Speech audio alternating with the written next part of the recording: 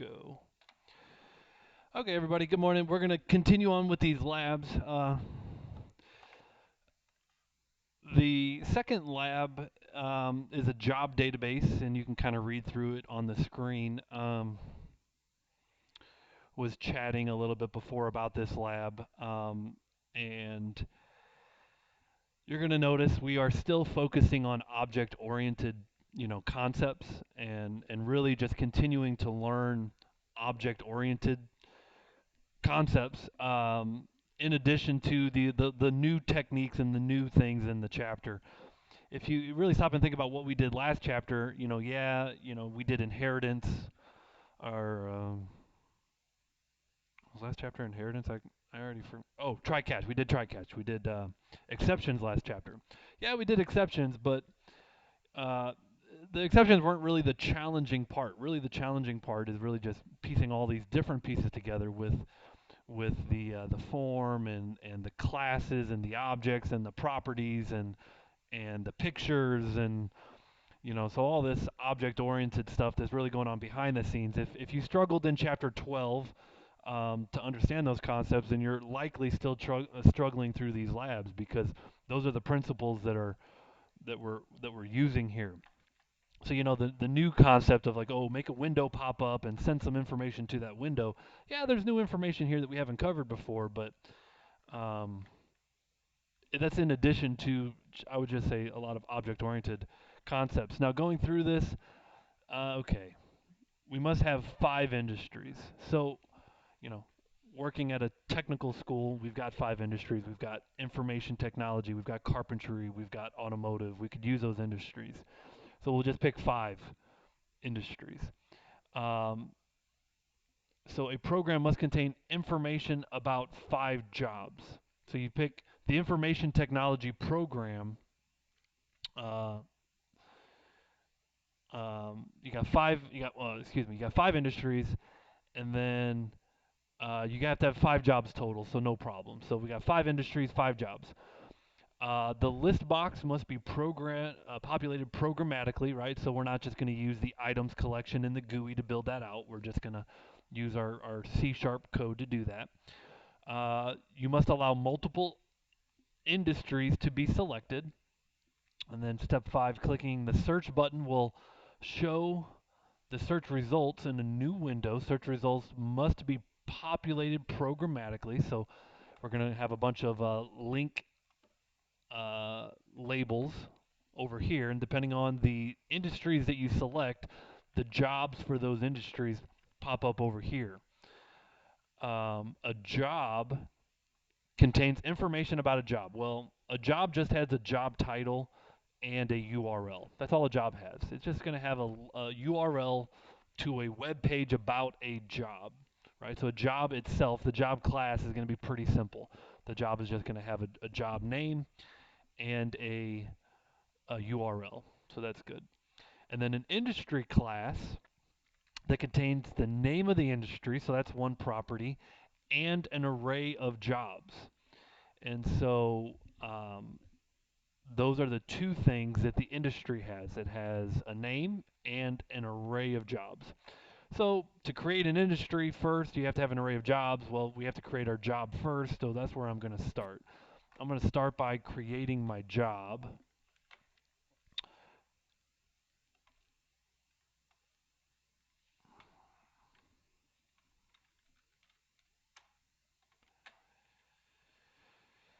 And remember, a job is actually pretty simple.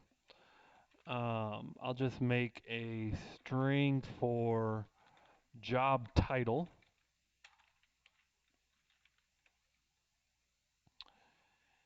And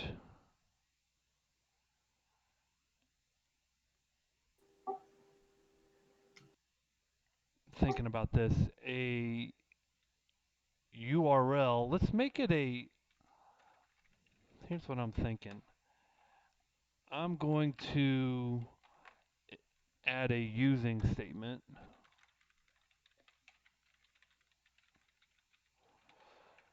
So that each job can have a link.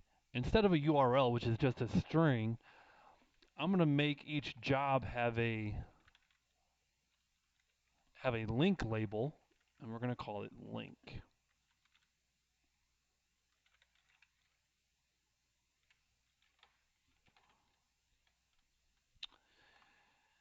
So again, each job will have an actual control that you can get and set as part of it.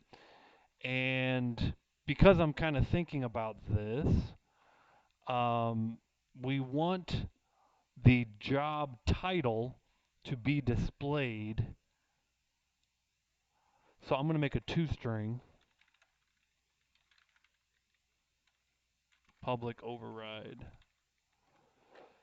toString. And the toString is just going to return the job title.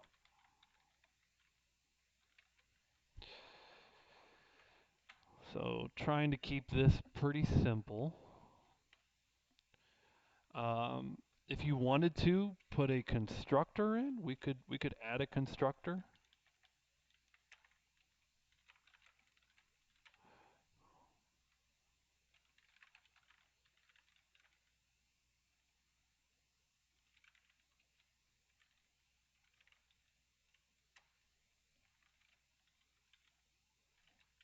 Set the property equal to the parameter. Set the property equal to the parameter.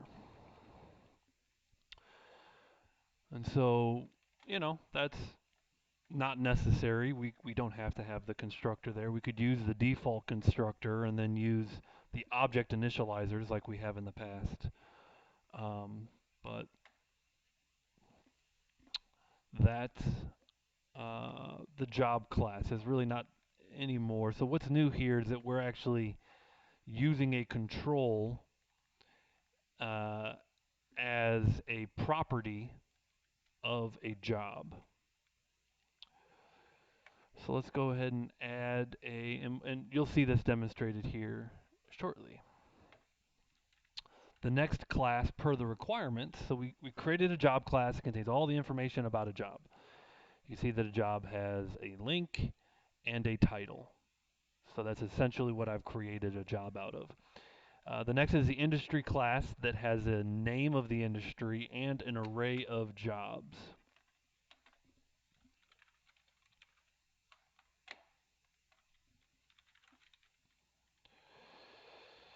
And you can fill this out. Let's go ahead and make our instance field. So this can be done private string industry name private. It has an array of job called jobs.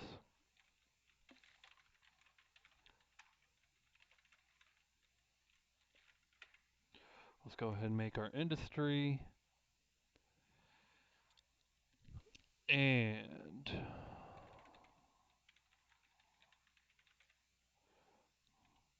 let's set an array of job array called jobs. Set the field equal to the parameter. Set the field equal to parameter.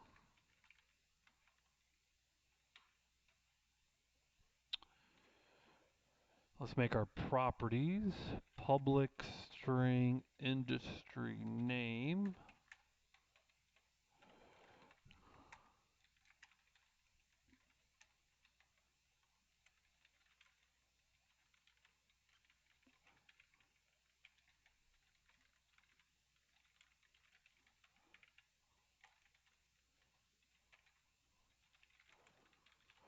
Make our property for our jobs.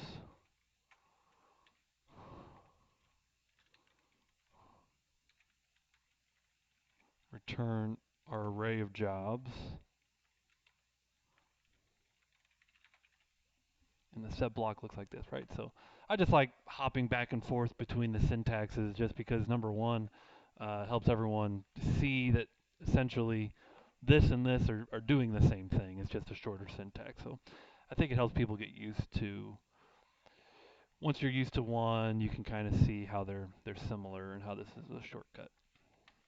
And let's do a toString here, because we're going to use this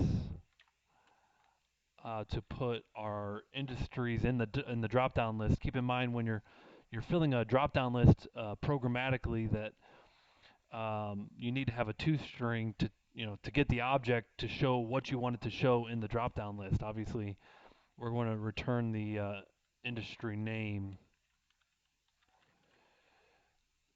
here. Now you could return. I just like returning directly the instance field, right? Realize that you could return the property, and what this does is that this would call the get block of the property, and it would return industry name anyways. So that's kind of cool, like realizing that basically this is just more direct. Let's just return the instance field instead of calling the property, which then in turn returns the instance field. All right. So far, I've just read the requirements, and I kind of jumped ahead to number 7 and number 8 to create my classes that are going to be used to support the GUI. Right? Keep in mind that the classes are that middle tier, and the interface, being the GUI, is a front end. And realizing that that middle tier, yeah, it could be used on a desktop application. Like we're about to build, obviously, a desktop application that runs on a computer. Right? The executable runs on your laptop or it runs on your desktop. It runs on your computer. You could take this middle tier that I just created, and you could use these classes as a middle tier for a website. And you could use it for a middle tier for a mobile application. Right? So realizing that this is in a typical application, you've got a front end interface, you've got a middle tier, which is your business logic, and you've got your back end, which is your database. This is that middle tier, and we need to make the front end being the interface for the user. We got a nice little list box here, and let's go back here. We're going to make this left form right here that says job database.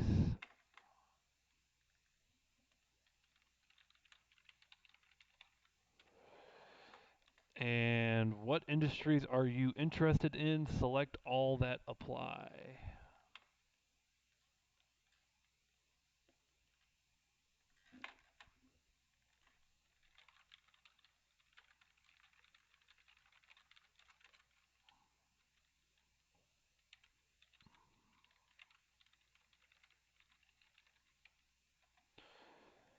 I don't think, no, I didn't think that would work. Guess if you really want that on another label. You can put it. You can hit that little drop down arrow there, where and over on the properties, you can drop that little drop down arrow, and then it'll type, and you can put lines in and all kinds of stuff. Wonderful. This is Daniel's first appearance on YouTube. Welcome to YouTube, Daniel.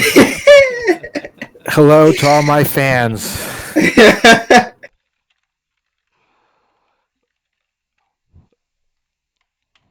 Wonderful. Thank you, sir. All right. Now,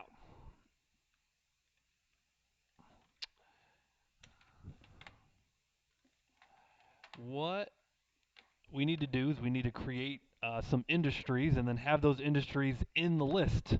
Well, in order to create an industry, you have to have some jobs. And so, I'll make industry array called Ranken Industries. And then obviously if I'm going to fill those, the IT industry and the automotive industry, if I'm going to fill them with jobs, I need to have my jobs. I'm going to have an array of jobs called IT jobs.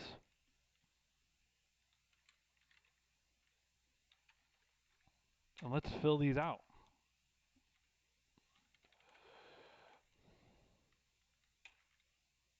And you can see the job takes a title and a link label. And so, again, you could have used a string. That would have probably been a little bit easier. I just wanted to show you how to do this. So I'll say the job is going to be a junior software engineer. And what I'll do, and you guys can get your jobs anywhere that you want. Um,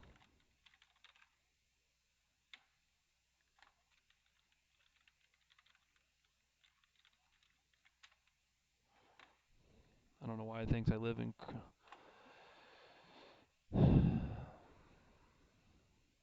Hazel Crest, Illinois. No idea where that is, but it must be near Chicago because it's finding Chicago jobs. And so I'm just going to copy that URL. And the way to do this, comma, we'll set a new link label, link. We could set link data. Hey, we're using an object initializer here. And then pass in my link. Hey, Mr. G, link label, where'd that come from again? I missed that. No, the link label, and it's probably not even recognized. Link label comes from uh, System Windows Forms. And so in the job class, we see that every job takes a control, which is a link label. And so we're basically dynamically creating these on the run for every new job. We're creating a link label and then giving that link label a link, a URL, if you will. I have to figure out my syntax error here. New job. I think it needs to be parenthesis.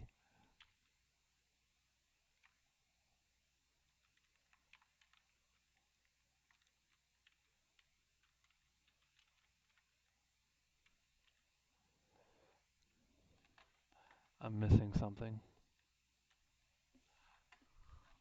I know there's a curly in here.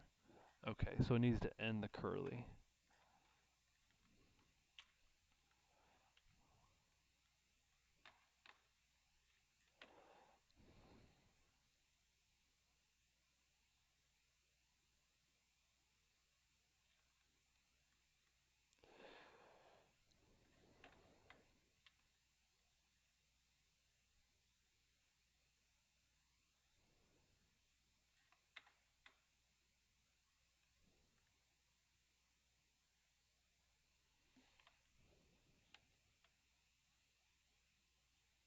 Link label dot link. Let me make sure that in my job. Oh, I bet you. Yeah.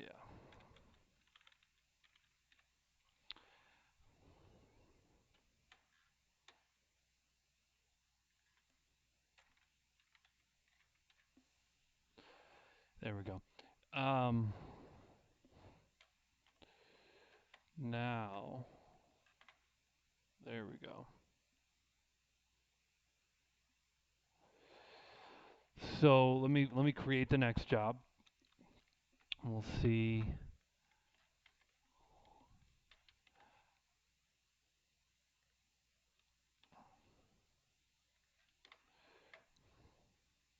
The syntax for that. So instead of ending there, we hit a comma, new job, junior web developer, new link label dot link, link data. Let's hit a web developer.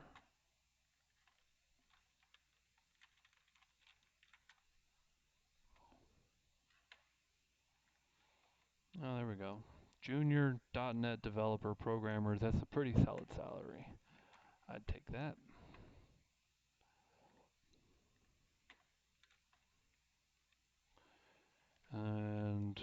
put a third job in there. Software engineer, web developer. Let's do QA.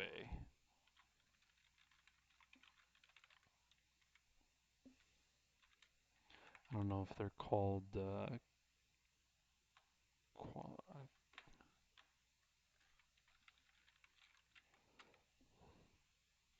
quality assurance specialists.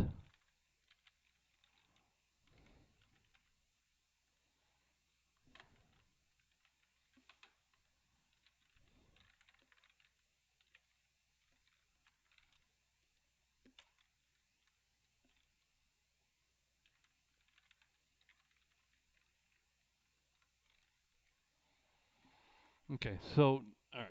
So let's think about this. We've got some industries. We have an array of industries, and one of our industries is going to be information technology. And inside of information technology, we're going to have 3 jobs. And so ultimately, we're going to add to our Ranken industries. We're going to add our IT. So let's do this. Let's do. I need to name it. List industries.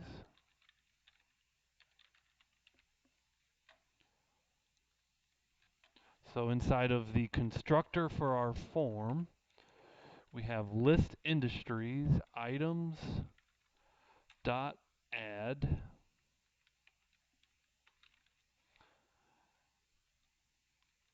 Let's do an add range. Keep in mind, add range takes an array. A new industry array.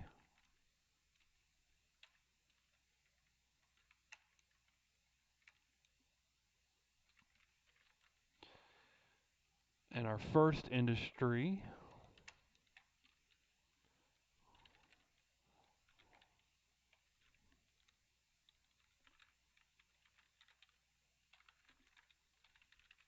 is information technology. So here we're calling our industry constructor. We're basically adding an array of industries. And the first industry is information technology. And the array of jobs that it takes is IT jobs.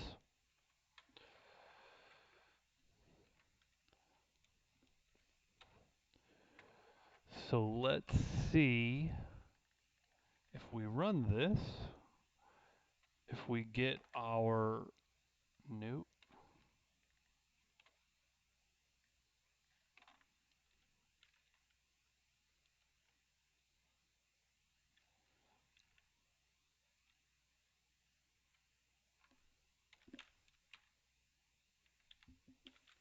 I don't know what that's closing.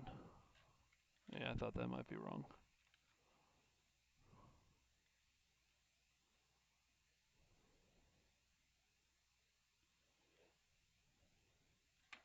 So close that, semicolon.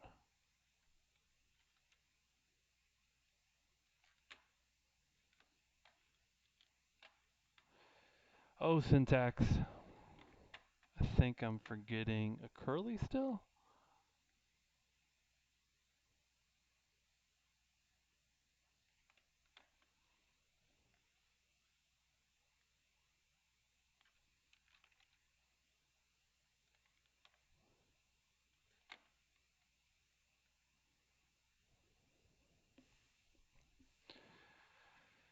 It's hard with all the scrolling. Normally I should hide this, try and scroll a little bit less. That's annoying. Maybe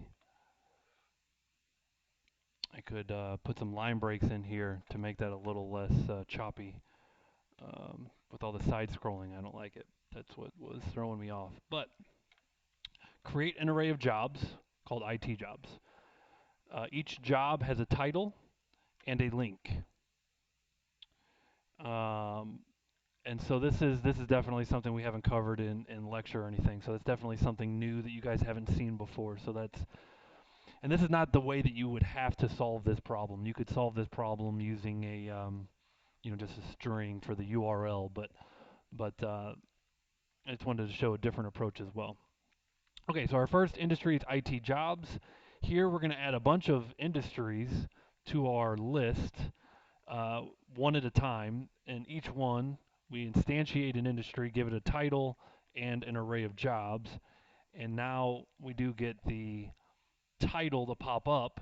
And what's going on behind the scenes is that there's 3 jobs in that industry that we're going to pass that data to another form. From this form, we're going to send it over via a constructor. So let's go ahead and make another industry just for demonstration purposes. Let's just make automotive. So let's have an array of automotive jobs.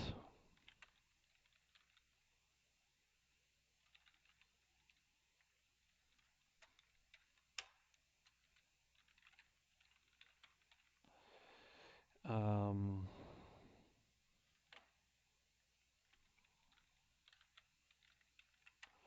Call it automotive technician or mechanic.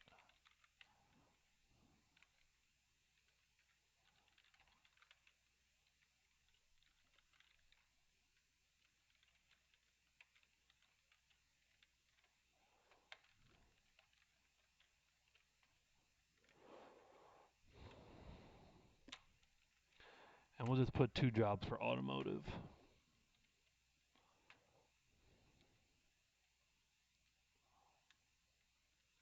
We'll put automotive mechanic and we'll put automotive technician.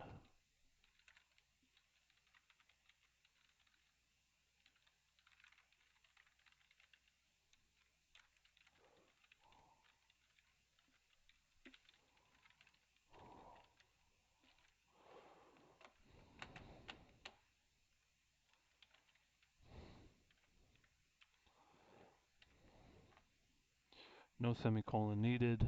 That threw me off the first time, except for right here. So now we've got our automotive jobs, and that must have been a typo. Comma, new industry, automotive, passing it the array of automotive jobs. So now we've got 2 industries, both showing up here. Can't select multiple, so we have to change the mode of that box. So let's go into here. That's yesterday's. Let's go into here, properties, selection mode, multi-simple. That should just allow you to click. Okay, cool. Okay, now we need to create the. Yeah, if you want to select ones that aren't next to each other, I think it has to be extended. Yeah, the multi-simple versus multi-extended. The simple you don't have to hold down control. The simple you could just click and select multiple. The multi-extended is holding down control to select multiple. But what I mean is if you were going to select the first and the last item on the list, it would have to be extended, wouldn't it? No, actually multi-simple would work for that. Oh, all right.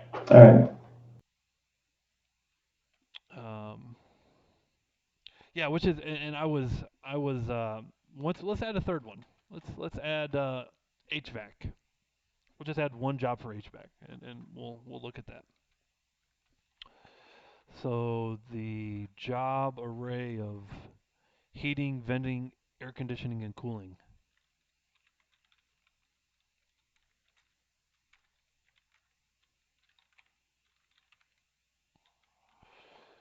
We'll just add 1.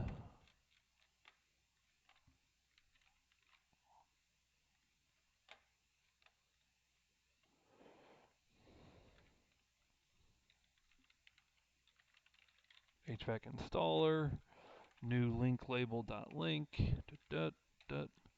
And I love because we've covered this now, so you know that the control is the link, or the object is the link. This is the constructor, and it has a property called link data. So we're using the object initializer to put information into our link.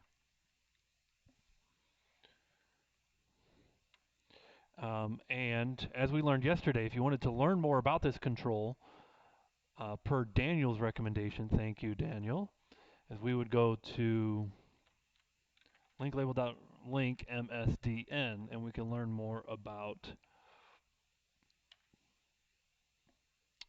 the link label class and its collection of link. So we could research that there since we haven't covered that before.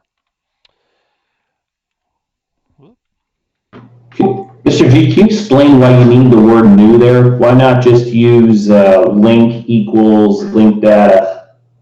Because that's built into your constructor, right? What does the new do that wouldn't do? It instantiates our object.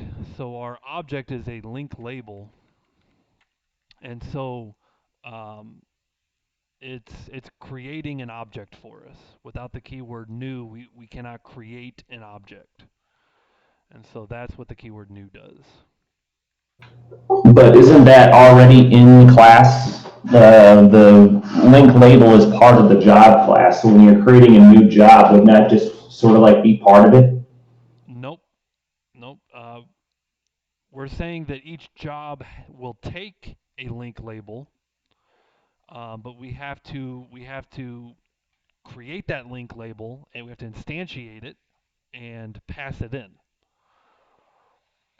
And so, Okay, so if I get it right, it's because it's sort of like a class within a class. The link label is something that's built in to C sharp, and that's the reason we need it for link label. But for the, say, like job title, you don't have new job and then new job title, but you do have to do that for link label, new link label. yeah. So when you said it exactly correct. Um, we've mentioned before, these terms like aggregation, aggregation. Oh my gosh. Uh, there. Okay. Aggregation. Okay, is a relationship uh, where one object, and the key words is has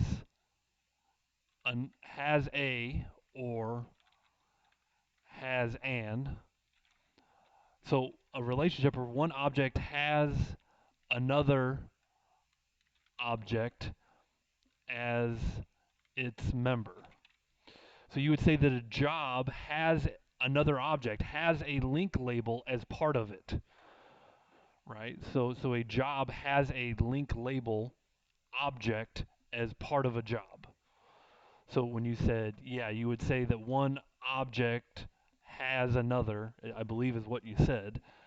That is correct. Now, inheritance um, is based on a relationship where one object is a uh, type of another object. And so you would say, in this kind of thing, you would say that a student is a person. So that's based on the English language, that would make an inheritance relationship. Whereas here you would say that a job has a link. And so, that just goes back into the kind of the design, if you will, of these uh, classes. Back to our. Did that answer your question? Oh, okay. Yeah, sort of like, but you wouldn't do that for image, right? Doesn't image have its own set of, it's kind of a built-in object? I don't remember doing that with images. Maybe I've been doing it wrong. Um,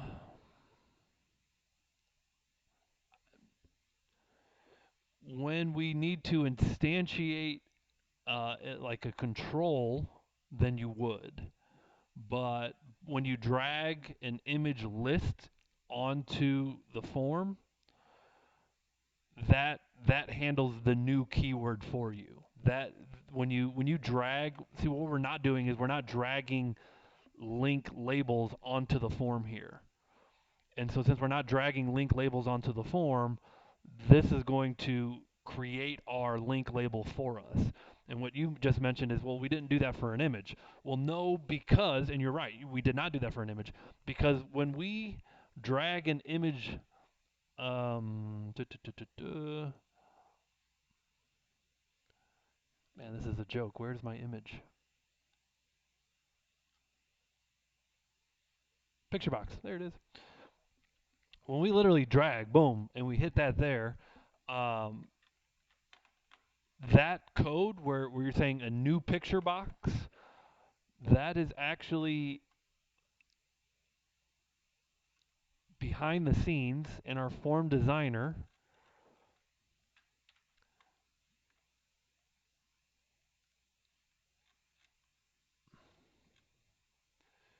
We see part of it here. Where is the new picture? It must not be in this file. Must be somewhere else.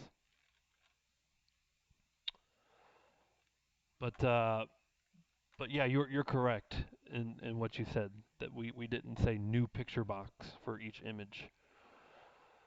Okay, so this doesn't come up that often. This is just kind of like a one-off thing with this link label thing, because that really confused me seeing that there. Like, I thought we were already doing a new job, but Yeah, I all think right. I think I'll, once we kind of go to the next step, I think it's going to make a little bit more sense, like where each link label is being created 100% in code. Whereas yesterday, when we had our link label, if you remember, we drug the link label on and we set the properties of the link label. That's what we did yesterday. But today we're not dragging any link labels on. We're 100% we're generating a link label control in the code, 100%, and then we're going to add our link labels to the form. And I think let's go ahead and create our second form, and so you can see the rest of it. I think that might help.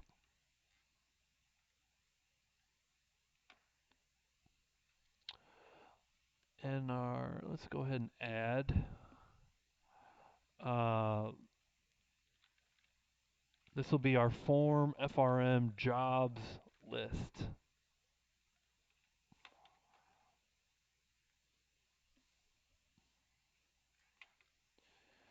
And let's see what the mockup has. Does the mockup say anything? Search results.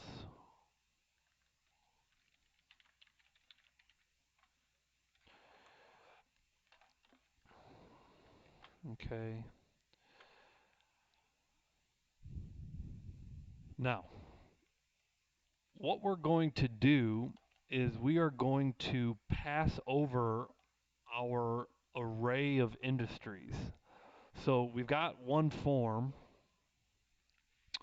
with some data on it, which is this this first form, and the data is we're going to pass over this entire industry array, because we need to take some information from one form and put it into the second form.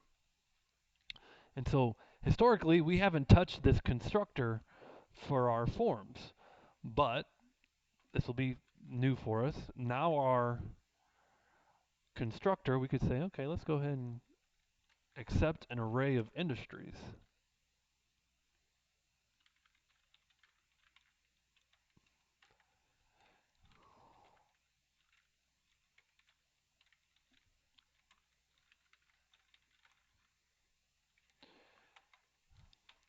And then we'll set underscore industries equal to the industries that are passed into this form.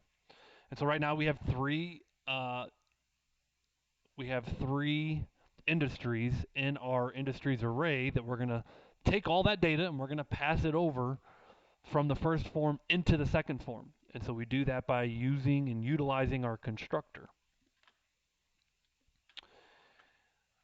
And let's go ahead and double click our second form. Let's make a form load.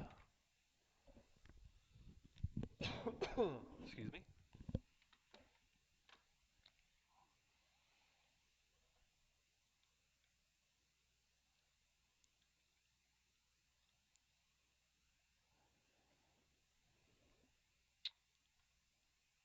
There's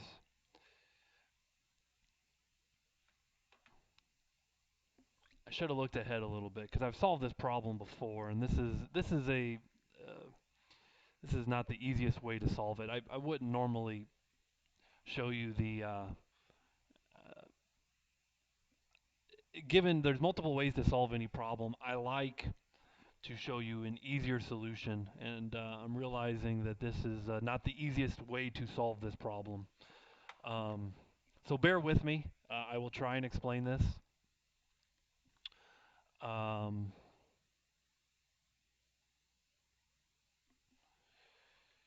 because I'm looking ahead.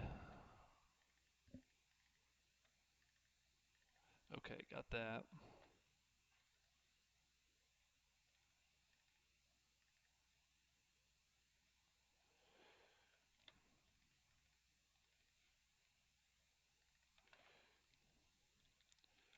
Bear with me just one moment.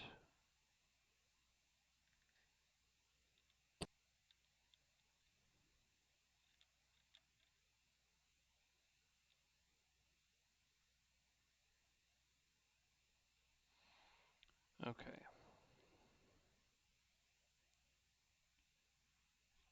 Okay.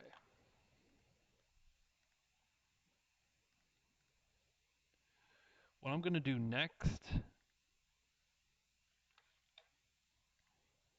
is generate a selected index changed for our list.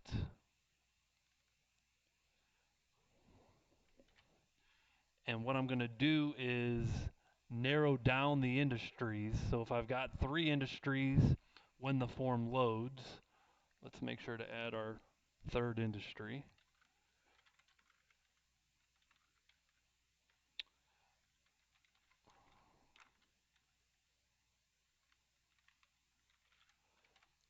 Okay. So our list of industries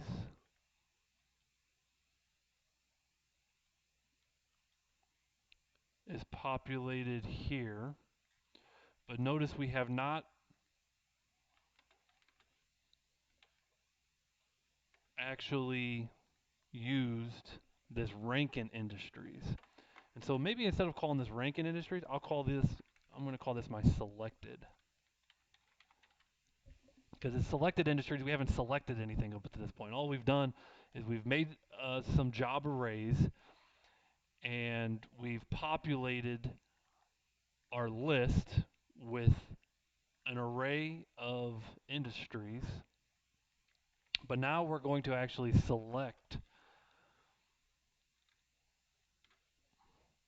uh, select the job. So whenever the selected index changed, we will say selected industries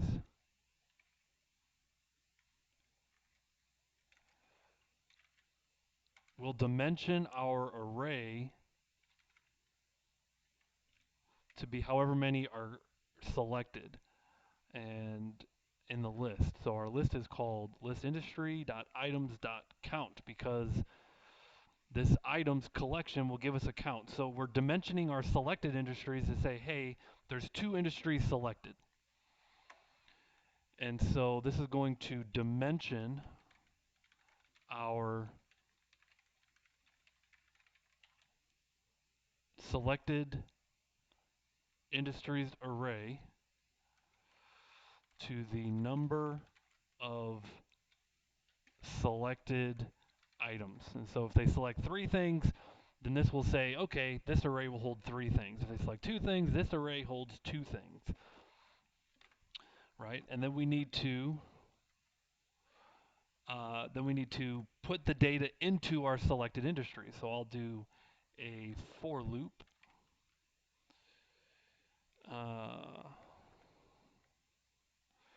for the list of industries selected items dot count. All right, so this is our items property versus selected items. Obviously, selected items is what based on the user selecting something. Selected industries sub I equals list industries selected item,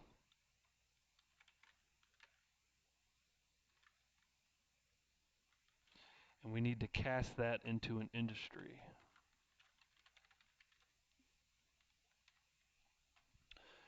So we dimension our array and we put data into our array. Keep in mind that the selected item returns an object data type, so that's why we had to cast it into the correct type. And then we need, per the requirements, we need to have a little search button down here. So let's add our search button.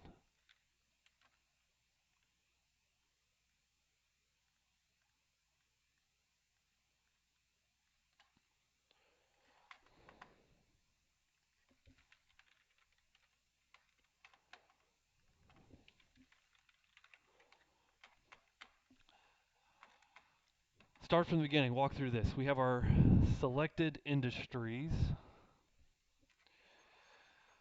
which we don't have anything selected. We populate some jobs. We add some industries to a list. Each individual industry has a list of jobs, or an array of jobs, I should say. So we add 3 industries to our list.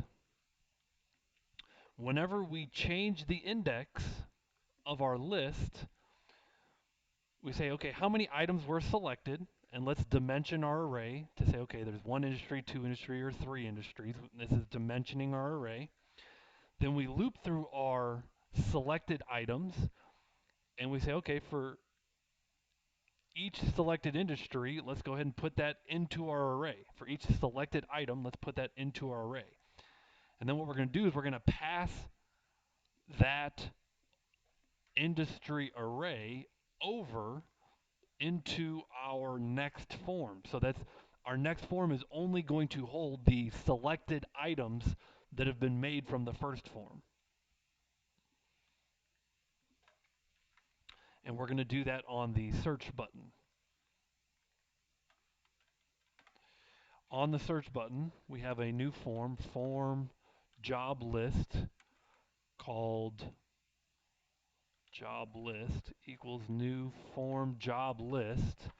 You can see the constructor takes an industry array. And I'm going to pass in the selected industries array. And then we're going to call the job list show dialog.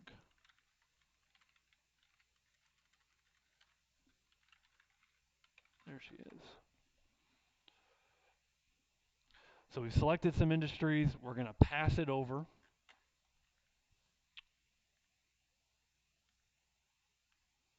to here. We're going to accept our selected industries and store it as underscore industries inside of this form. So now our selected industries are just called industries.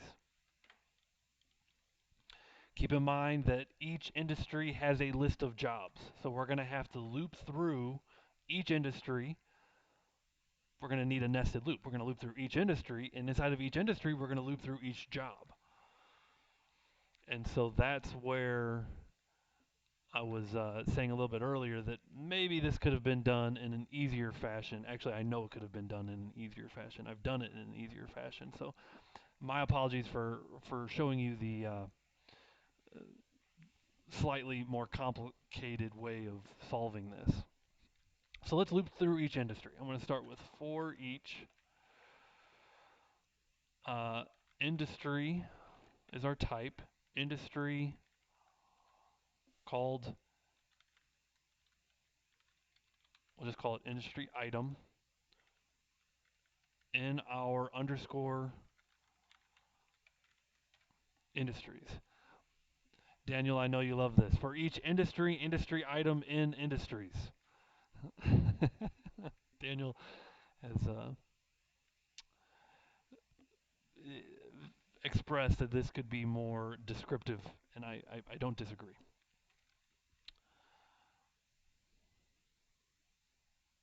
Then let's loop through for each job job item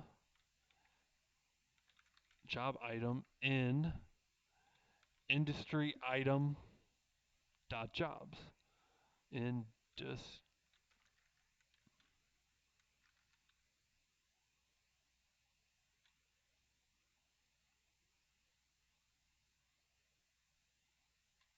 you know what, I gotta cast this.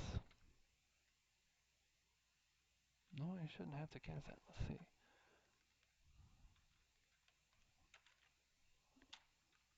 There it is. Okay, so we're looping through each industry. Each item has a bunch of jobs, and so we say, okay, for each job item in the array of jobs, because keep in mind that industry item has an array of jobs. This is the jobs property right here. And keep in mind that the jobs property returns underscore jobs, which is our array of jobs. So what we're looping through here for each industry, we've got a bunch of jobs, and now link label. Now we're actually creating dynamically a new link label for each job.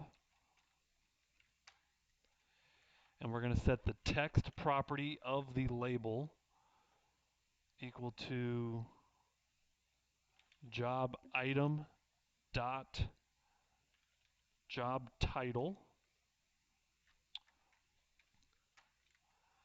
And because we're dynamically generating this control, we have to do a little bit about like where's it going to go on the screen. So we're going to set a location. We're going to set kind of like an X and Y coordinate.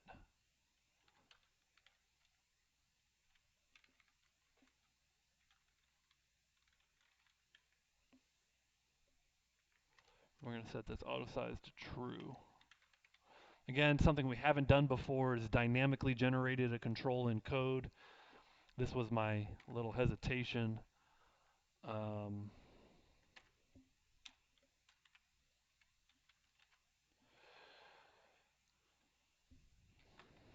then we are going to, once we've generated the link label, let's add it.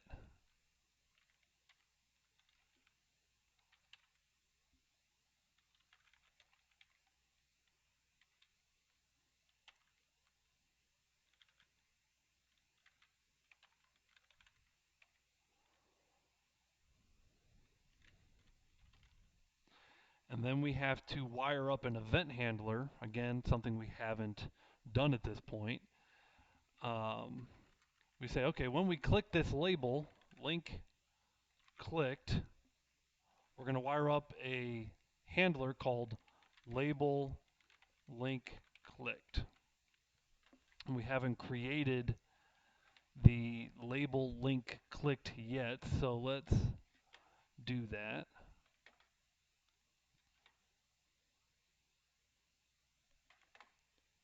So you should be able to generate method. There we go. And when you click, this is basically clicking the link. How do you navigate to the page? Then what I get to do is I want the next label to just go down some number of pixels. And so here's the way to do that. To get the next label to go down 10 pixels, I'm going to create a variable called yLocation and set it to 10. And then instead of just using 10 here, this is going to be my, so it's like 10 pixels over, 10 pixels down. And then I'm going to increase Y location by 20 each time that we add a new link.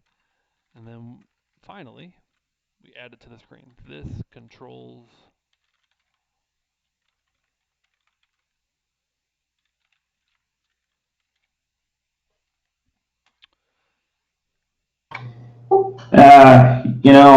I'm feeling a little intimidated by all this stuff. So if I just studied up on link label, I guess a lot of that would go away then. That's what this is all about, this part. Yeah, and not only we've barely used link label. We used link label yesterday for the first time, but not only that, we've never added a control completely from code. And so if you're feeling intimidated by this, it's because we've never generated a code we've never generated a control like such completely from code and then said, where to add it on the form and then how to add it on the form and then how do you generate an event handler for it, which is what we did here, right? When you click the link of the label, you got to call this method. This method is generated here. So it's just a lot of stuff that we haven't done before. So that it's going to come with practice. It'll come with time. Um, Suffice to say, you know, this is not going to be on your hands-on test as far as dynamically generating controls. I can tell you that much. We're not going to dynamically generate controls on your hands-on test. So that's another reason why I'm walking you through all this stuff. Now, How did you generate that thingy again? this is something that I This label clicked, the label link clicked thing. Did a lot there. this is a little line of code. Daniel, I heard you. Give me 1 second here. Uh, this is a little line of code that I looked up to basically say, hey, you click a link. How do you navigate to that link? And E is additional information about the event. Remember, we covered that yesterday. Link data is that property that I believe it was it was a property that belonged to a link, and that's where we stored the URL. And toString basically converts that URL to a string, and it's basically going to launch this in a browser for us. And so that's the last chunk here. What was your question again, Daniel, if you don't mind asking again? Oh, I'm used to having these underscore linked things pop up when you click it on a form. Like you click the button and all of a sudden this thing springs up with all the event args and Yeah. all that jazz. Yep. So I think maybe you typed it. I don't know. I looked up and I'm like, whoa, where did that thing come from? Yeah, great I just question. finished typing it out. Great question. No, that's if you just type it out, that's not going to work. So what actually happened was I typed this line and I got the red squiggly saying that that method is unrecognized. And so if you hover over that, then it'll show potential fixes and you click the top one and it will wire this up for you. So again, you type this line 37, and then you have to show potential fixes and select the top one. Got it. Thank you. You're welcome. Now, let's see where this breaks or if this breaks. Again, I did this one beforehand, so let's go information technology and automotive. If I click search, okay, good.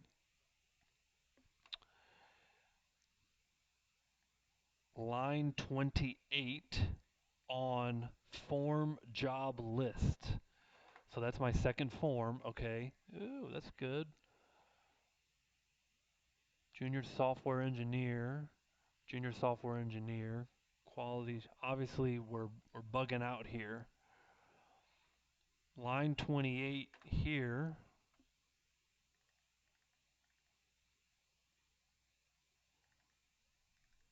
Okay. Um, it's probably a good point for a break if you guys want to take a breather. I'm going to pause the recording and do my little debugging. And if you guys want to come back in 15 minutes, we'll resume this, and I'll I should have a solution for us why my program is crashing and buggy at the moment. So let me pause the recording. Recording here, so we are back live. Um, on break, it took me just a couple of minutes to find my problem. Let me show you how I found my problem. I put in a breakpoint right here, and I said, okay, let me make sure that the industries that are coming over are the right industries. And so I put in a breakpoint and I debug.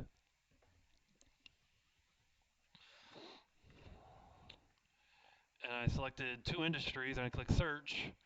And down here, you can kind of see that my industries, that's not right at all. 0, 1, and 2. First off, the number is incorrect. There's only two industries. So, and the second thing that I saw is only information technology, right? So there's actually two problems that I realized when I looked at this.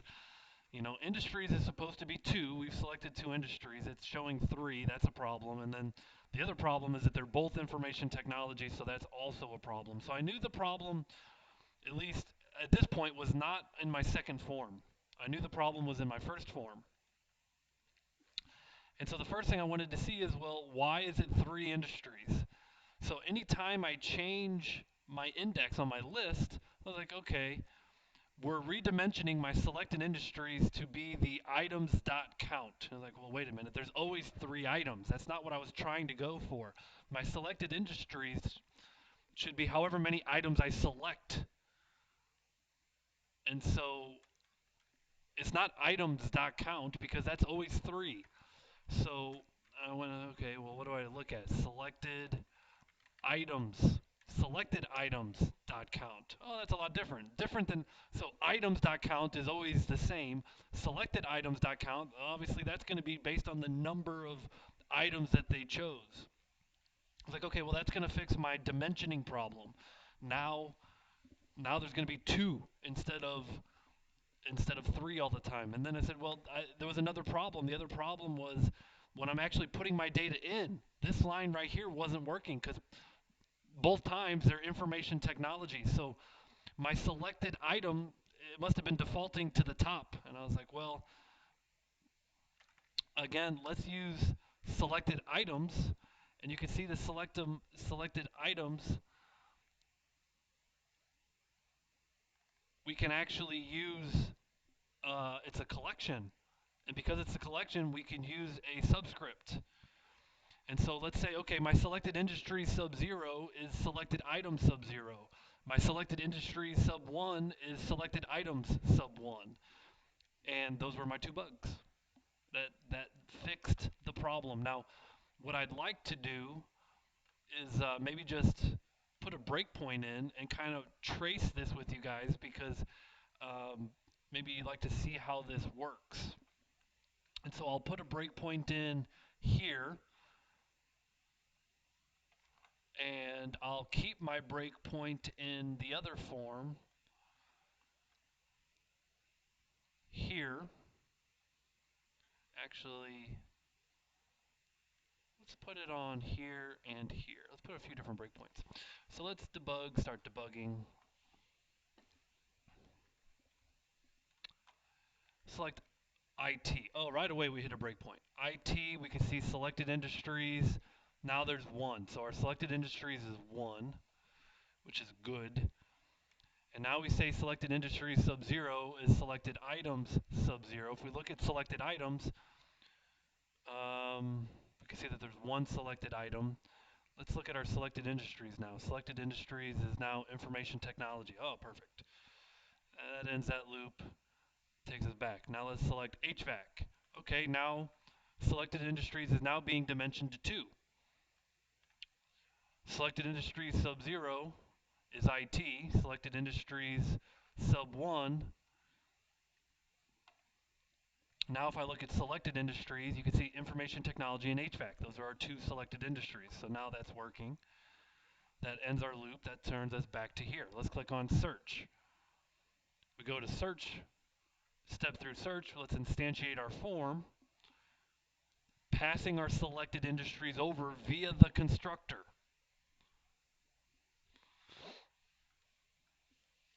We set underscore, and this is always a pain when you go into the auto-generated code. underscore industries, basically the industries that come in are IT and HVAC. We're setting our field underscore industries equal to what's being passed in, the two industries.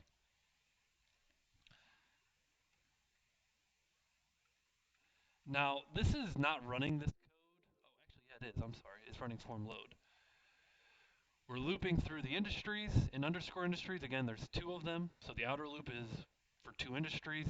The inner loop is for each job item in jobs. Notice in our IT jobs, there's three of them. So we got three loops.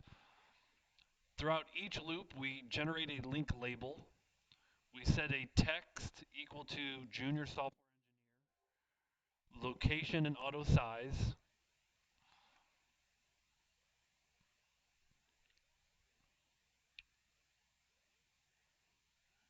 We set for the link label, we add a link to a links collection called jobitem.link. We wire up an event handler for it. We push it down 20 pixels. We add it to the collection of controls on the form. I'm going to say don't keep notifying me. Do the same thing for the next link. Do the same thing for the third link in the IT jobs. That's all your IT jobs. Let's go to our next industry, which is HVAC. There's one job in HVAC. Let's generate a link for that job. Let's add it to our label. Let's wire up an event handler. Let's put it down 20 pixels.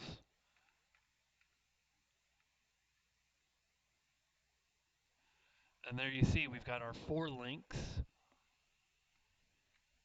We can click them, and it takes us to a label link clicked, which grabs the link data for that job and says, start that up in the browser. So we clicked on Junior Developer.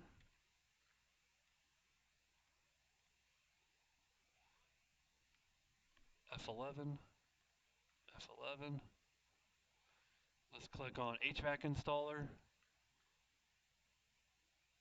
Runs the HVAC installer.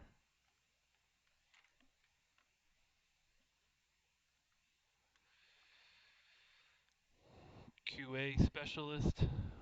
QA specialist.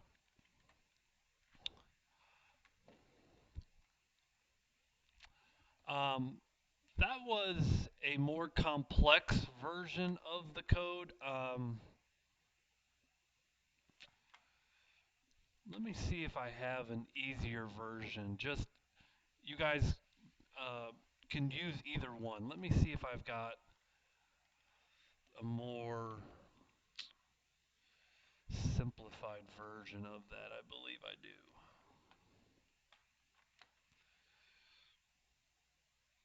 We're going to do one more lab today. Actually, it's not going to be a lab on this sheet. We're going to do, after this, we're going to do another lab that is going to be considered just help, if you will, for the hands-on test.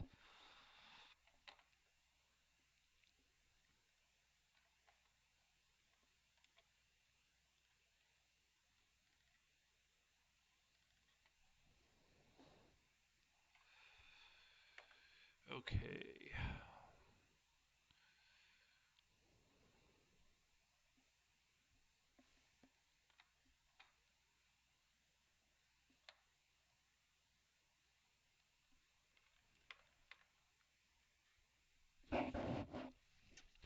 This one started more traditionally, and if I was going to show you an easier way, this would be the easier way of solving this problem for sure.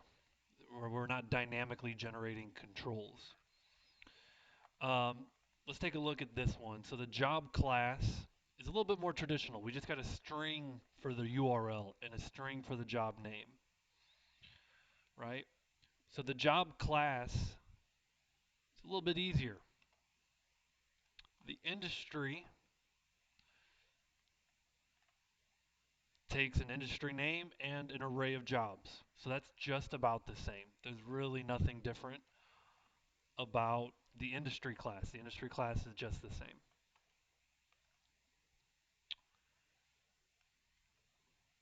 The form is just the same.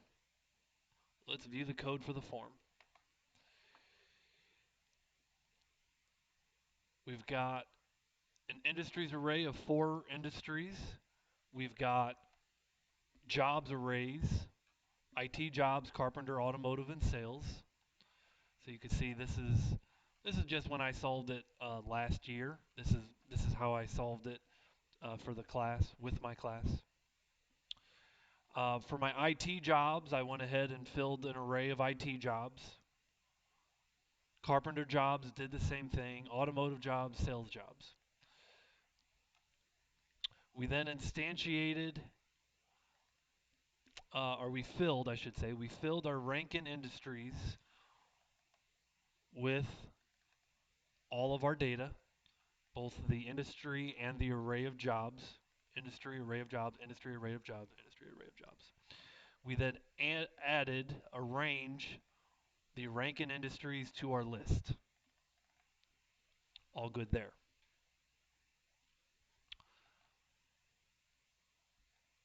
Did everything in a button click. When I clicked the button, I stored the selected indices, being maybe indices 0 and industry 2, right? The selected indices inside this index collection object. We hadn't used that before. I set our selected industries equal to a new industry. So this is dimensioning our array. Looping through each selected indice, we set the selected industries sub-0 equals the Ranken industry sub-0, or sub the index. Because remember, indices are just numbers, so it's not necessarily 0. Like it could be, the number could be 0, 1, or 2. So index count is 0. So selected industry sub-0 is Ranken industry sub whichever one we selected. If we selected IT, it would be sub-0. And then we increase index count to 1. So we could do a little for each loop to populate our selected indices. We instantiate our search form, pass over our selected indices, or industries, not indices, and then show the dialog. Yeah, I got a question. Can you scroll up just a little bit? There's the line 56 and then 60. Why are those done separately? Is it just that's the way it was done, or does it have to be like that? No, it could have been on one line. Yeah, that could have been on one line. Okay, all right, that's it. Just the way my brain took me on that morning. Now, the search results. Let's look at search results. I have a layout panel here. The flow layout panel is going to help us place controls. And then we've got the form search results. This should be FRM. Form search results and a layout panel. Now, layouts, we haven't dealt with layouts much, but layouts help us put things where we want them. So let's see. Flow layout panel. Here's our control. You can see the tooltip handles the layout of components and arranges them in a flow layout automatically. So one easy flow layout is just like top to bottom. Like you just say, okay, stack things on top of one another. That way you don't have to deal with X and Y coordinates.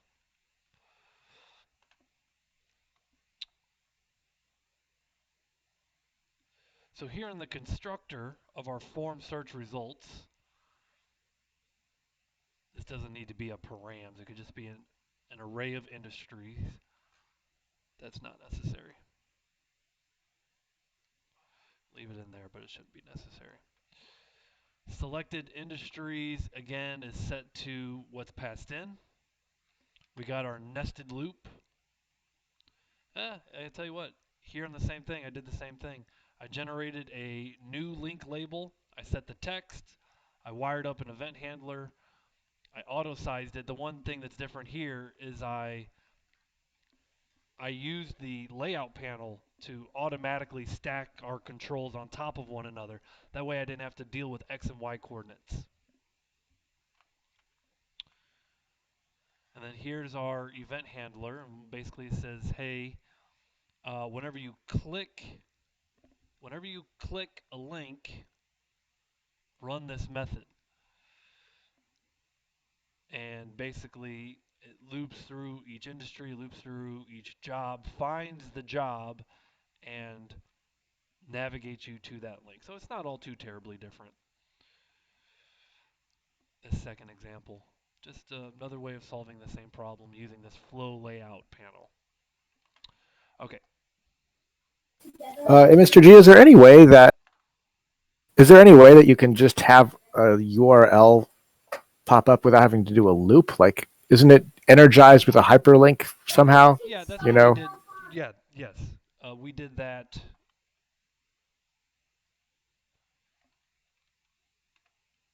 We did that on the first example. In the first example, we had the link pop up without a loop. As far as you click the link and it just knows what link to go to. Um, so yeah. Hmm.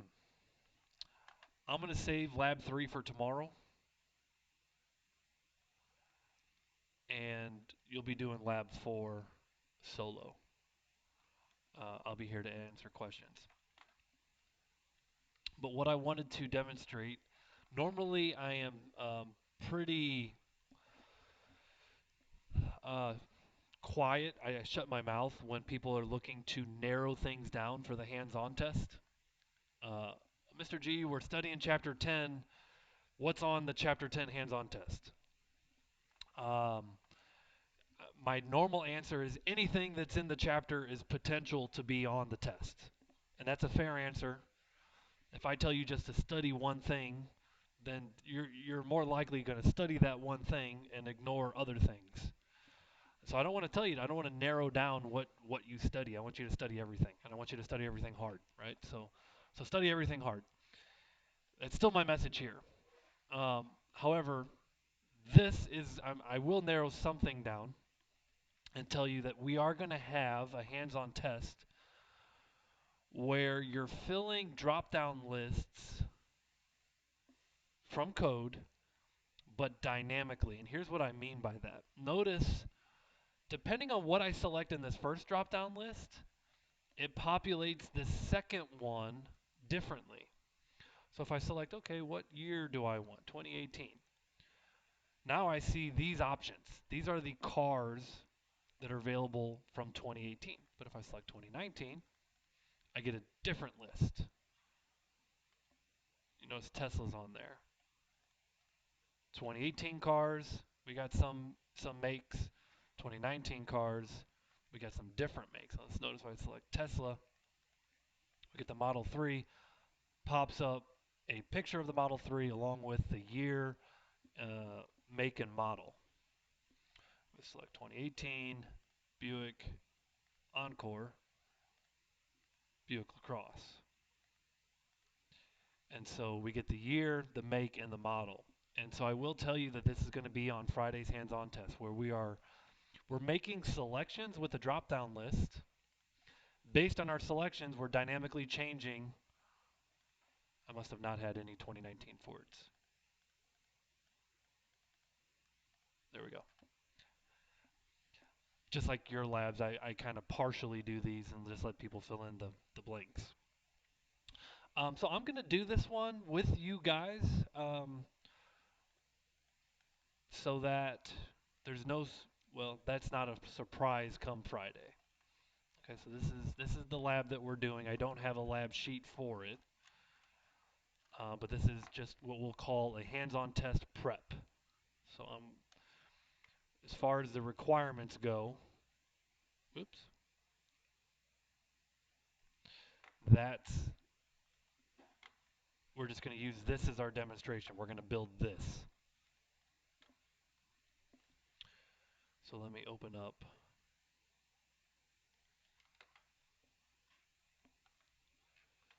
my Visual Studio again.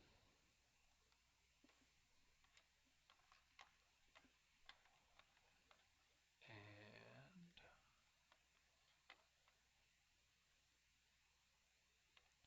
we'll just call this practice.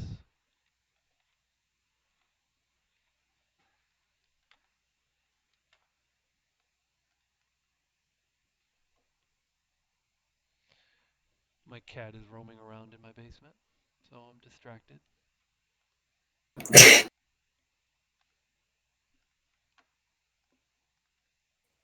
We get to see your cat today?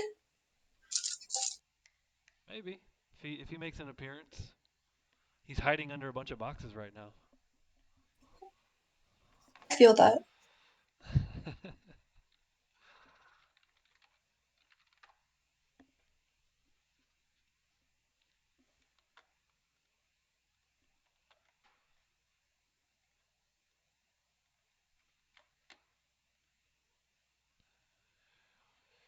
So ultimately, what we're dealing with on this lab is we're dealing with cars, and so let's make a car class.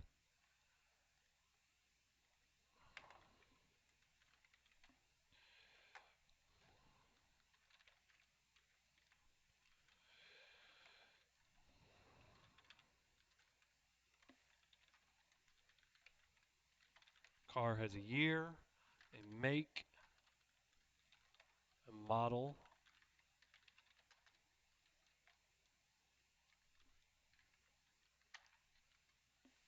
has an image, so we're going to add a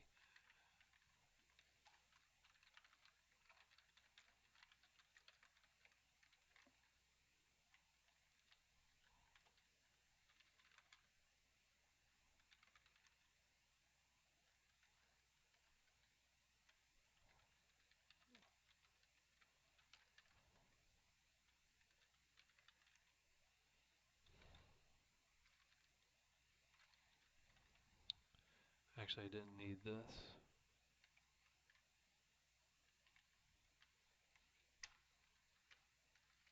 And it has a description.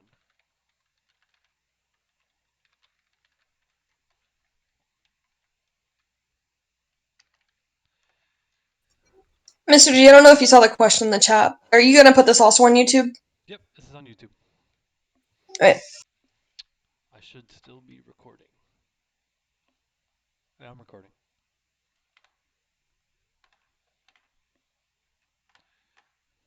I'm going to make a property for name, and this is kind of like my toString.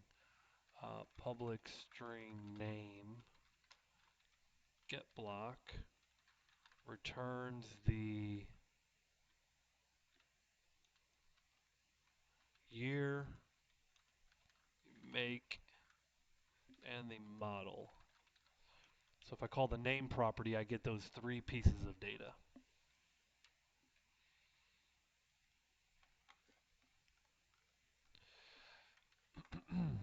So if I put the label here, I'll call this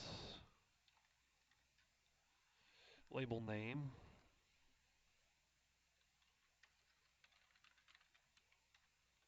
We'll just make it nice and big.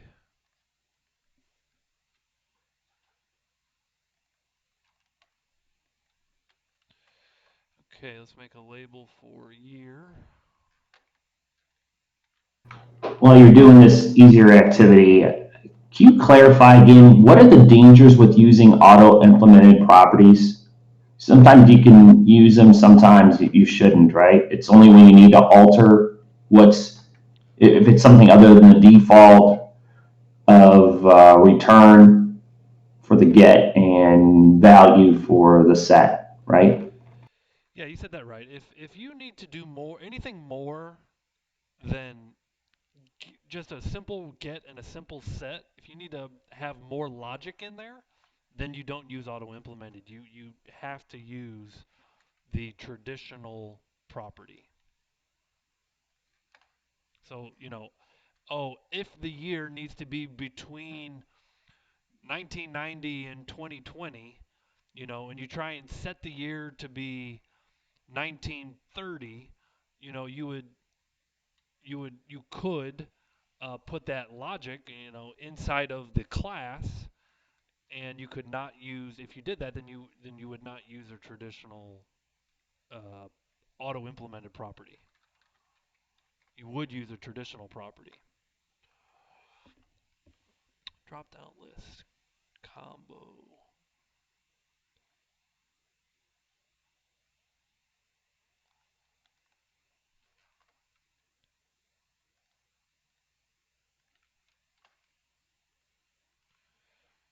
We'll call this combo CBO year.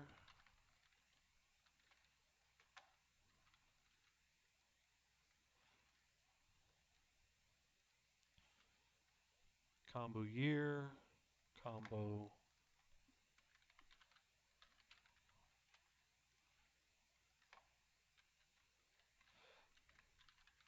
This is something that I see as useful in the sense that you're dynamically putting things into these drop down lists. I could see that being used frequently. Um, and so this is a good exercise to go through. Um, let's put a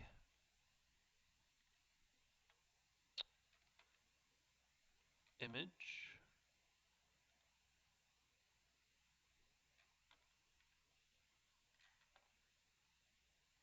picture box, picture box, picture box. So I wanted to make sure that's what I had. And the size mode we'll set to zoom.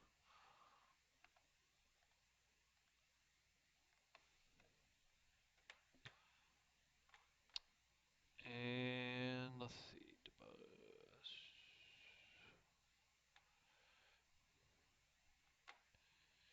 Let's see, if I select this, then I select that, and I select that. Oh, this is the description. Down here is the card description. So I'll add a label down here for label description.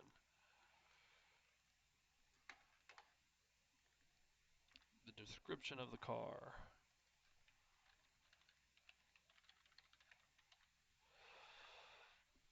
Okay.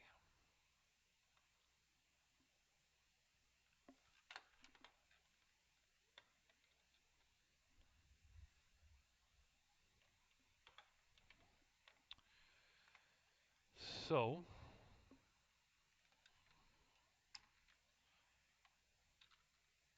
CBO year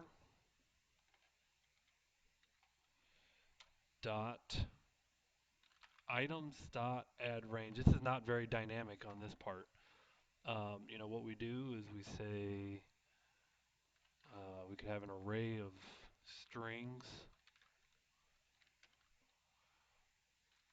or if you don't have an array of strings, you could just say new string array, and then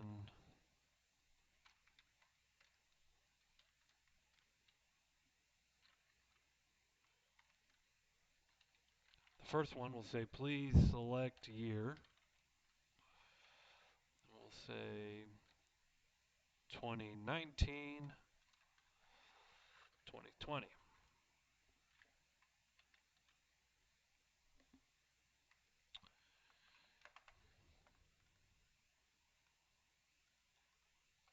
So when the form 1 loads,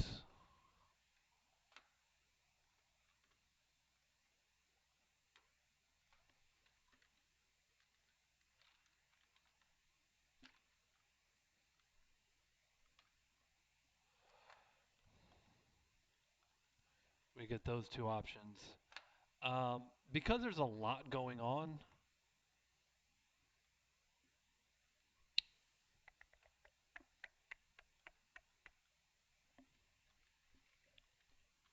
Whoops.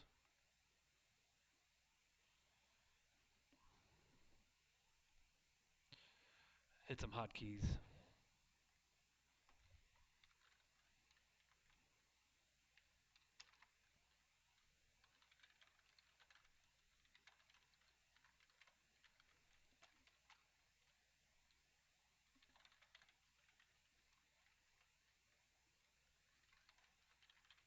Just put that in the method call.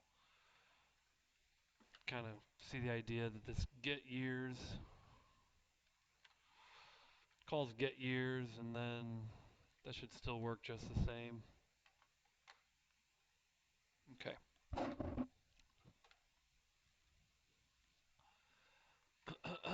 Well, the next thing we need to do is you need to get the makes based on the year.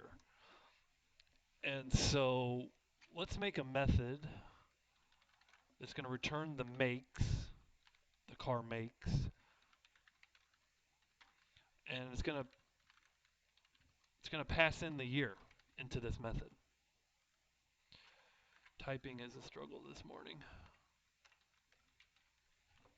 So based on the year, we're going to return the makes of the available cars at that point. And so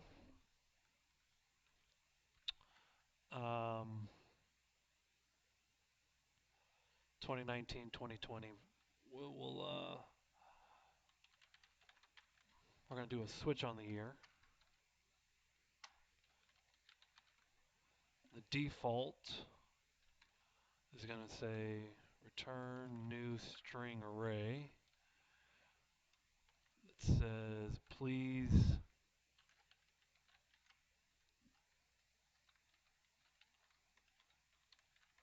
you got to start by selecting a year. So the default's like, hey, you don't have a year selected. Let's say case of 2019, and what cars will we have in 2019? Return a new string array.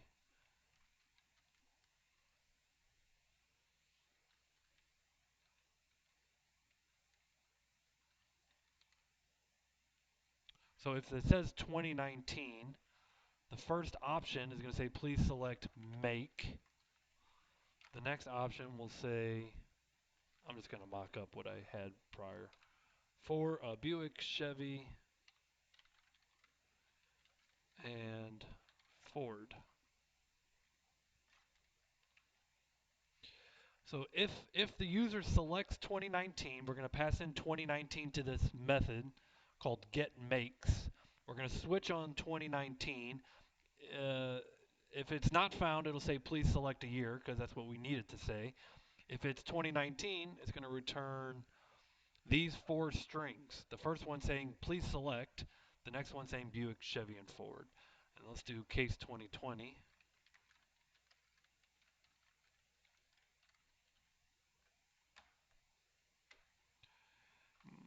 Same idea here. Return new string.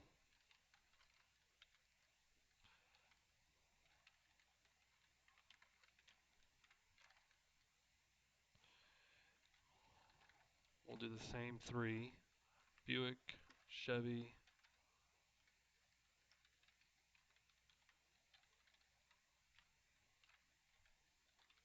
we'll add a Tesla.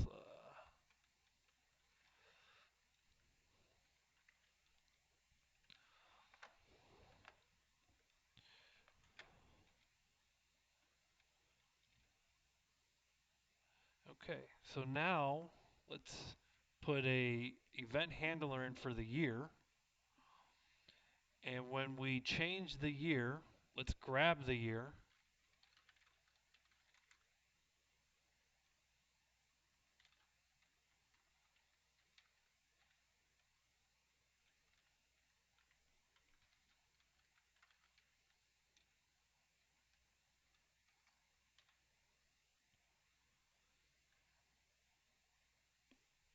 Now,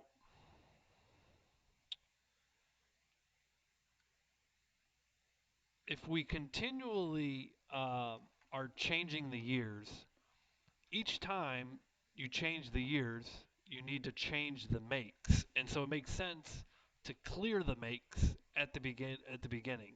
When you change the year, it makes sense each time you change the year to clear the makes. And so the way that you clear it is you say CBO make dot items dot clear, and so clear the makes, and that way you're not continually adding the makes onto one another, just continually making the combo box, larger in size.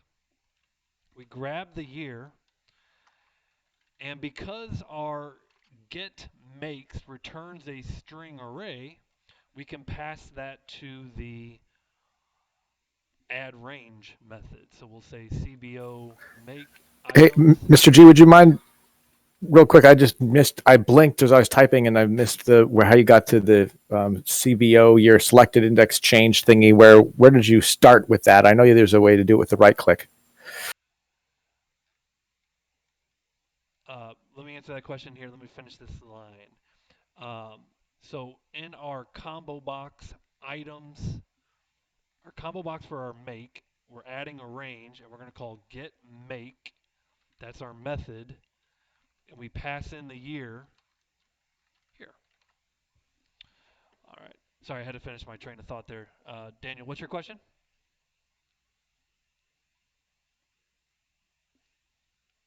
Daniel, could you repeat your question, please?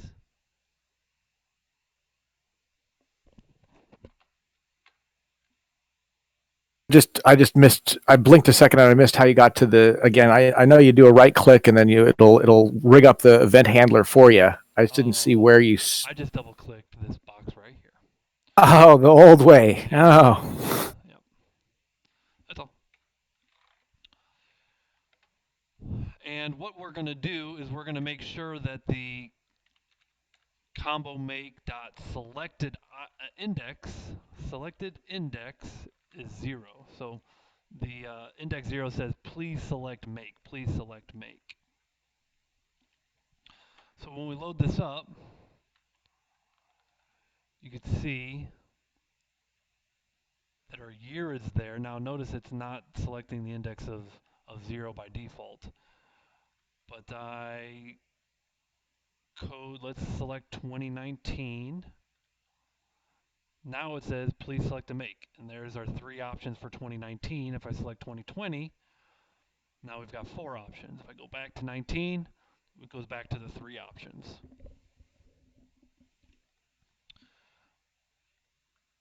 Now when this loads, you could do CBO year dot selected index is 0. So now it's 0 is our selected index. Please select a year. The make also says, that makes the make also say please select a year by default, which is awesome. That's what we want. Please select the make. All right.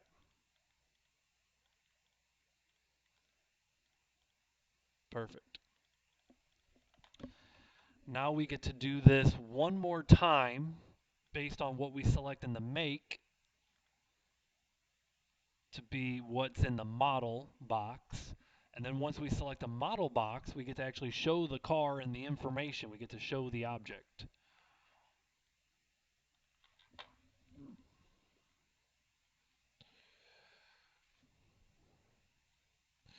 So let's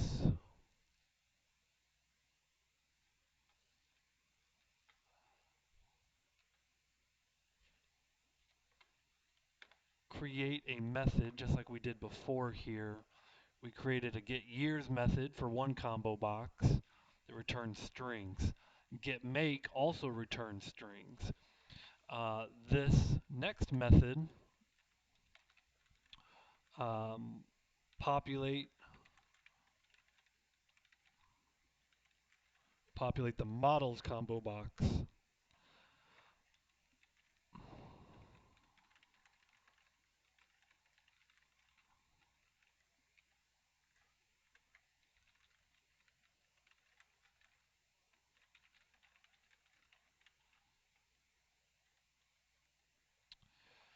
This method is going to be a little bit different though, because instead of working with strings, we're working with cars. We actually need to return a car object.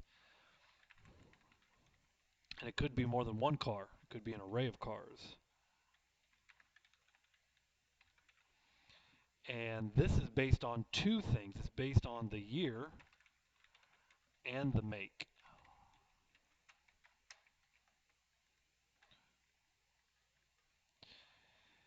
And so let's switch on the year and the make.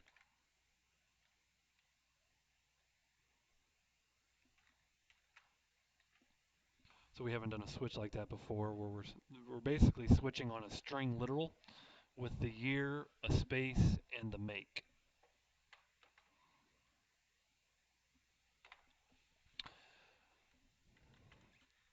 So the default is going to be return basically an empty car, new car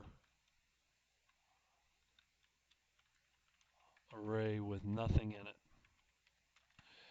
Let's do a case of a 2018 Buick.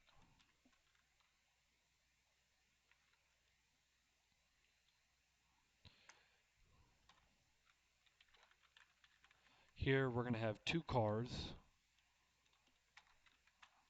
We're going to have two 2018 Buicks. The first one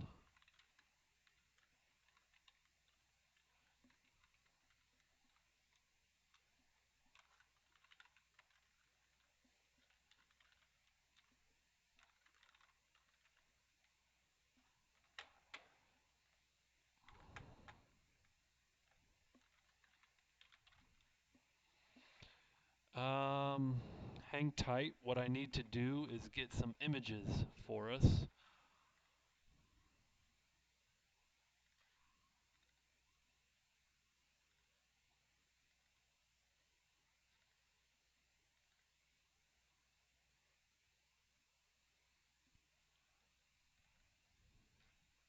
See if I got my images hanging out here.